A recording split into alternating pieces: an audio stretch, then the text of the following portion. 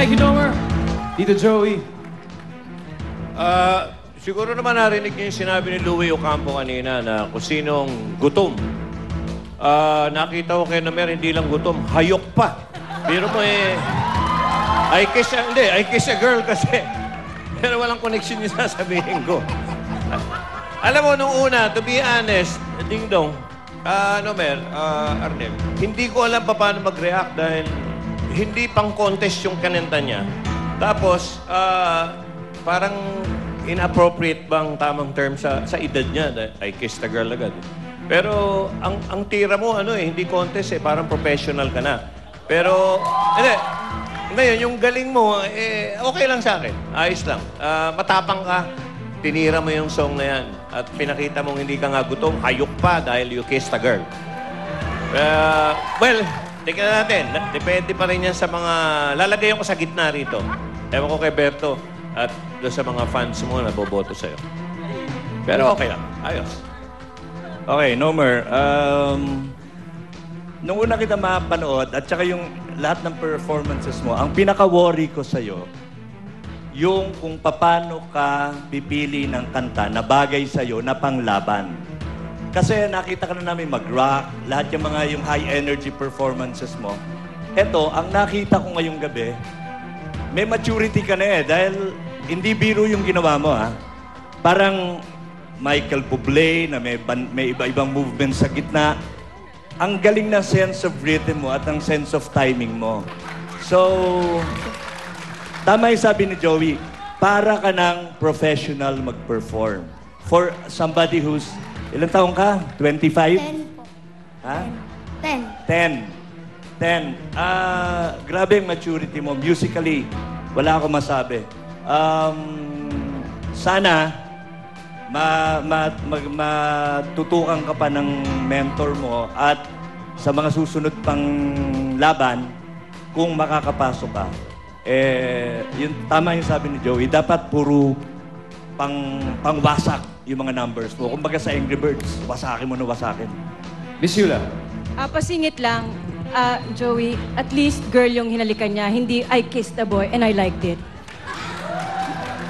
Hindi nga, nalaman ko, ang original singer pa rin yan, babae, si Katy Perry. I kissed a girl. So, ibig sabihin, talagang napapanahon na pala talaga yan. Correct. Papaalala ko din, ha? Pakipagboto nyo, times 4 ulit, ha? Times 4 sa lahat. O, yan ka na naman. Hindi na dancer yan, ha? Nomer, narinig mo yun. maganda yung Ito na ang pagkakataon mo para manawagan sa taong bayan. Please po, iboto niyo po ako. Just text po. Protege space, Nomer po, and send to 367 or 2344 po. Salamat po. Iboto niyo po ako. Please po. Ilang beses? Maraming salamat, Nomer and Mentor Arnel. Pupunta naman tayo sa ating live ranking. Muli, naunguna pa rin si Lovely. And on second spot is Criza. Pumapangatlo si Lyra. Okay. Eto, ano nga ba ang say ng ating online friends sa showdown ng Protege tonight? Alamin natin yan kay Kuya Ogie. Kuya Ding Dong, etong ating mga tweets and FB posts. I'll just read some. Ito galing kay My Life Is You. Lovely and Criza deserve to win. They have the real voice. And they are loved by our countrymen. Talaga lumalaban. Ito naman, from Duchess Grace Miro. Ang sabi niya, si Nomer pa rin ang pinaka-the best. Go, Bunso! Ang galing mo talaga. Vote po natin si Nomer. Alright, so keep your tweets and your FB posts coming. At yan po ang say ng ating mga cyber peeps.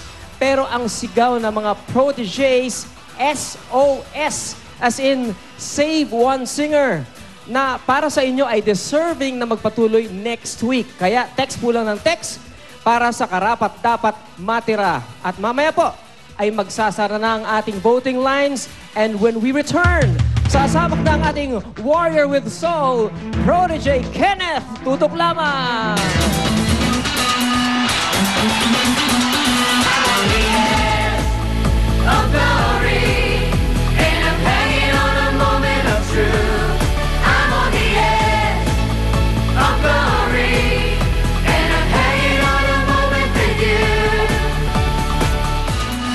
Thank you.